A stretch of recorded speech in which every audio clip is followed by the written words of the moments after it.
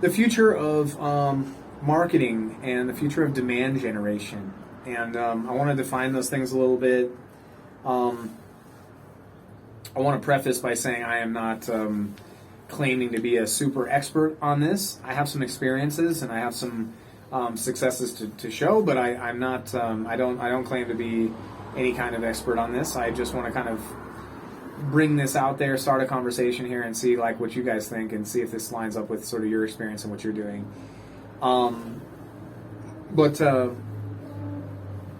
Marketing is one of these things that man, it's different to everybody. You know what I mean? And obviously, it's slightly different in every niche. And in this particular space, I'm talking about B2B.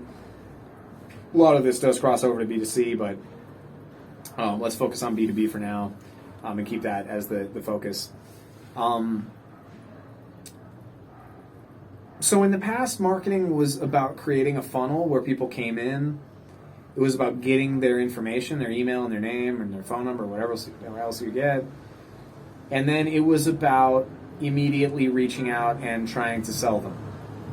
And it was also on the other side a lot of paid ads running directly to a landing page, directly to an offer, directly jumping into a book sales call.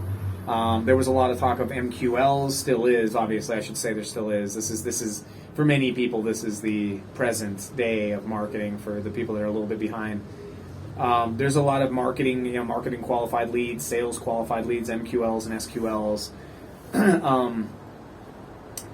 There's a lot of inbound methodology where it's kind of top of the funnel, middle of the funnel, bottom of the funnel. I still think that's extremely relevant, but all these things are kind of these tropes of marketing, these cliches of marketing that have become, pop-ups and get their information and then essentially stay top of mind, which means just spam them over and over again with an offer. Yeah, I think in some industries that shit still works. I think it does. That's still kind of the golden standard of marketing is this methodology is. Put a paywall in front of everything, put a pop-up and a sign-in and an opt-in in front of everything, ebooks that you need to give your email to get, webinars that you need to sign up to be a part of. Honestly, I don't disagree with that one too much, but it should be part of a bigger thing. Anyway, so that's kind of just to give you the MQL and SQL thing is really, I guess, the big thing I want to focus in on this, where people would consider something a marketing qualified lead, aka a lead that came in that was qualified by marketing as a good lead, and then sales qualified lead, a lead that was qualified by sales to be a good lead later down the funnel. And those specifications generally would be different. And there's a big breach generally in that situation too, where marketing feels like, hey, we're providing a bunch of good leads, you guys just sales isn't closing. And sales is coming back going, guys, these leads aren't good. They're not ready to buy, so we're not closing. And so you guys need to give us better leads, right? And this is like the age-old marketing and sales kind of gap. And I think things have changed radically in the last 10 or so years. 5 years hyper-accelerated, and even 3 years, I think things have radically changed since the 2020 I hate saying pandemic, but the 2020 situation with lockdowns and work from home and all this stuff. So here's the differences that I see, or the changes that I've seen happen. Number one, the customer is 100% in charge of the journey now. It used to be that marketing felt that you needed to create this funnel. You needed top of the funnel, middle of the funnel, and bottom of the funnel content to drive the customer down, the prospect down, or the lead into the funnel, and then at the end they pop out and they buy, right? And we guide them down the funnel with content that takes them from step 1 to step 2 to step 3. That is just fucking ridiculous nowadays, right? Like, people are so empowered by Google search results, by Quora, by Reddit, by communities, by user-generated content like that, and all this kind of stuff, right? That they're not listening to one company walking down their funnel.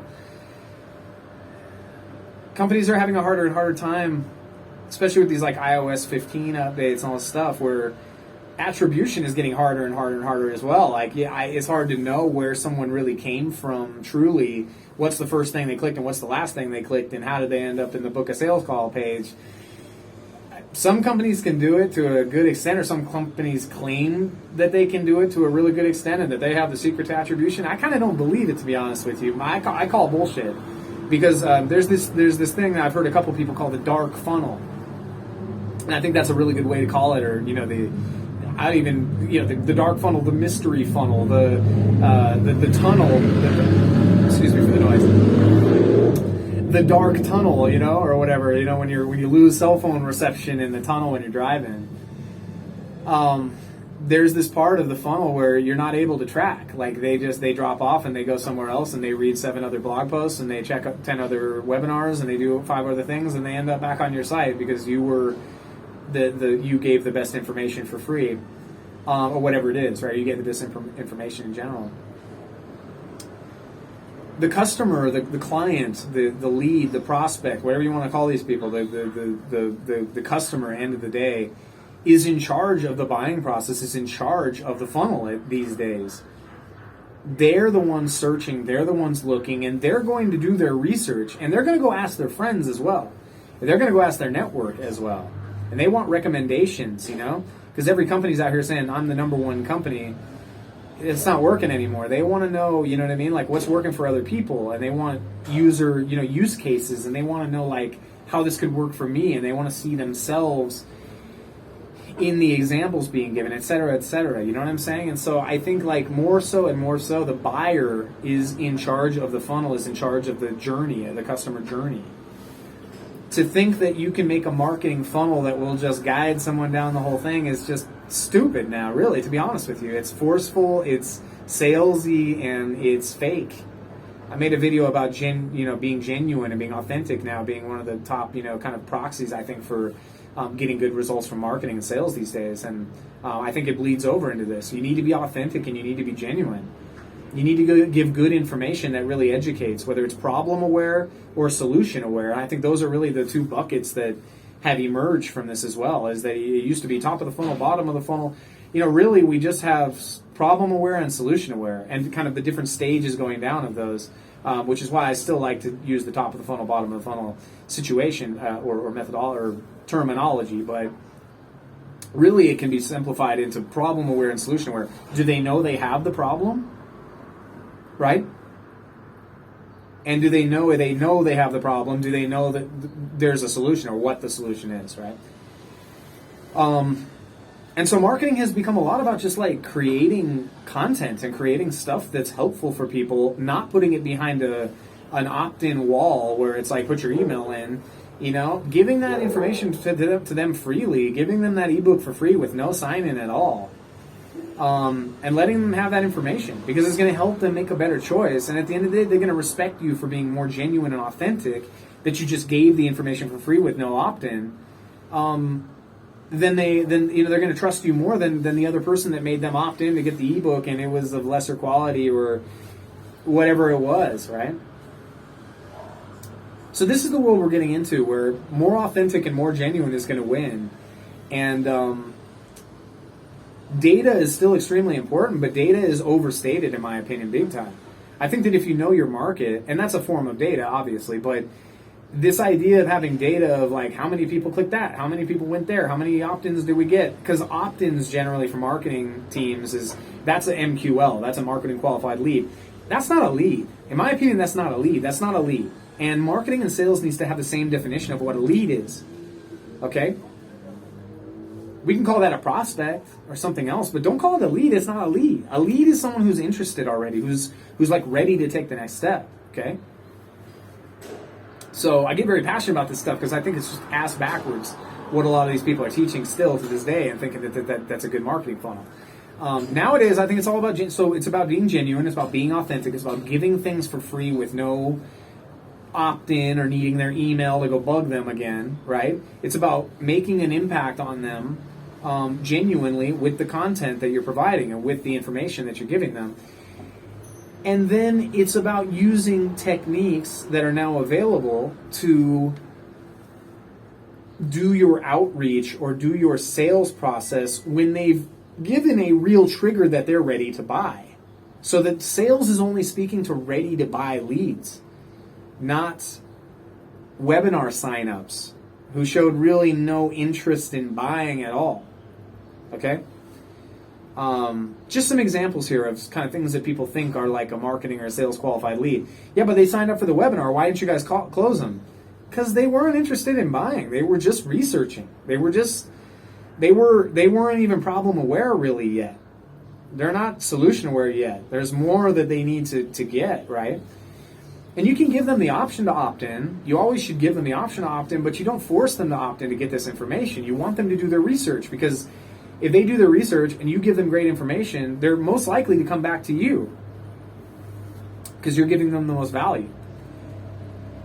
Now, a lot goes into that, right? You need an offer. You need your product to be good or your service to be great. You need to have social proof. You need to have blah blah blah. But another example here is communities, right? Like people that get recommended in communities, right, have a way, like Facebook groups, for instance, have a way better likelihood. If everyone goes, yep, that's the guy, yep, that's the company, yep, they're great, they're way more likely to buy from that person, or from you in that case, or from me, or whoever it is in that case that's being recommended.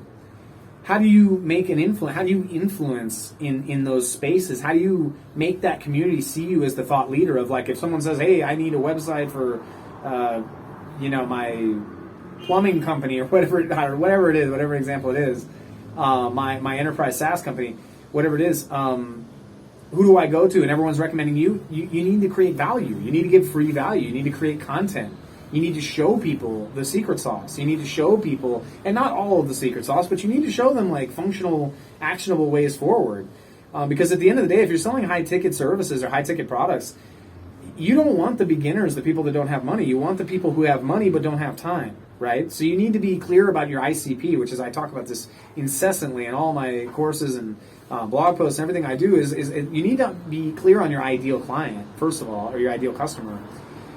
And you need to create content that's valuable to that ideal customer. Then you need to distribute that content properly, or like in a good way, where you're getting that content in front of that person. This is where paid ads, communities, all this kind of stuff, even outbound can work for this, but it's not as effective. But all this stuff can work to do this. And then you need to let people make buying decisions. You need to guide the buyer as much as possible on the right choices to make, the right things they should be looking for, et cetera, et cetera. And then you want to provide that solution, and you want it always to be aware that you provide that solution. And then you want to get great results. And as you get great results, that's where the flywheel starts to really kick in. So anyway, that's just my rant really quick about modern marketing and stopping all this, mass spamming, as a scalable means of growth, because in my opinion, it's not. It's spamming. It's great. Cold email is great to get your first couple customers. It's great to get your first 10 customers, your first 20 customers, your first 30 customers even, depending on what you're selling. But there's a point where cold email starts not to work as well, and where LinkedIn outreach isn't going to work as well, and it's regarded as spam. There's a point where you need to start establishing yourself as the only option in a certain space, or a certain niche, or a certain service, or a certain product, certain solution to a problem. There's a point where you need to start creating content and showing your expertise, not just writing outbound emails where, hey, let's get on a call and do the sales process over and over again. You need to be able to create that trust and attract the right people to you in a regular basis, on a consistent basis, and let that scale these non-scalable activities like writing, like making videos, like et cetera, and letting those scale over time for you. As a flywheel, they just start to scale because more people, SEO starts to kick in. You're still distributing that content to these people. New people are coming into the funnel all the time, and your sales processes, your buyer cycle, or your sales cycle, whatever you want to call it, shortens to a point where people get on the call. They already know you're an expert. They already know they want to buy it. They just need to jump on the call so that they're a good fit for the service or the product, and then you can sell them and you're done. That's how it should work. So that's my little rant on modern marketing and demand gen. We'll get deeper into this, deeper into videos. We'll talk about independent aspects about this, like how to create content, how to distribute the content, all of the things that I went over in this video. But high level, keep this in mind that a lot of people are still teaching the opt-in, pop-up, exit, pop-up thing, you know what I mean, where they're just trying to suck as much from their ads and their SEO and yada yada that they can, not realizing that the buyer is now in charge of the journey and the customer journey, not you and not the company. And just because you say you're number one, people don't believe that anymore. If someone else that they trust says number one, that you're number one, that will cut your sales cycle in half or better. So keep that in mind, guys. Actionable advice on this, actionable advice. Man, outbound works. Everything works. Everything works. I can't say it enough. Every channel works if you put the muscle behind it and you have a great offer. But start writing. Start creating content. Start writing down the questions that you get on sales calls. Start thinking about this more. How can you give the best information so that people trust you, so that they want to buy from you? And what's your favorite medium of creating content? And do you like videos? Do you like writing? Do you like both? Whatever it is. Get in a ritual. Start doing this every week, every day. Start doing this. Start creating things and start creating valuable content for your audience. Start understanding who your audience is better, etc., etc. Look a little bit down. If you're doing cold outreach right now and that's how you're mostly getting your clients, look a little bit down the way, because as you get deeper and deeper into this, you're not going to want to keep scaling cold email and having to, burning through contacts and following up with the same leads that didn't close before. You're going to want to find a way to attract the right people to you and do it in a way that is in this modern marketing method that makes the buyer feel in control of the thing. I want this. I'm going to buy this. Get on the sales call. They already want it. They already buy it. They close. Boom, you're already done. And you can raise your prices. You can raise your value. You're the only one that offers this thing. And there's no competition, so you can charge as much as you want for it, and you can give people immense exponential value from what you're doing. Okay, guys, hope this was helpful. If it was, please subscribe to the channel. Leave a comment below with your thoughts. If you think I'm full of shit, please leave the comment. If you have a question on any individual thing, I'm taking video requests always. So, if you have a request for a video, let me know what you'd like to learn about or what you'd like me to talk about. And, if I've got any experience or any expertise in it, I will make that video. So thank you guys again. Have a great one, and see you soon.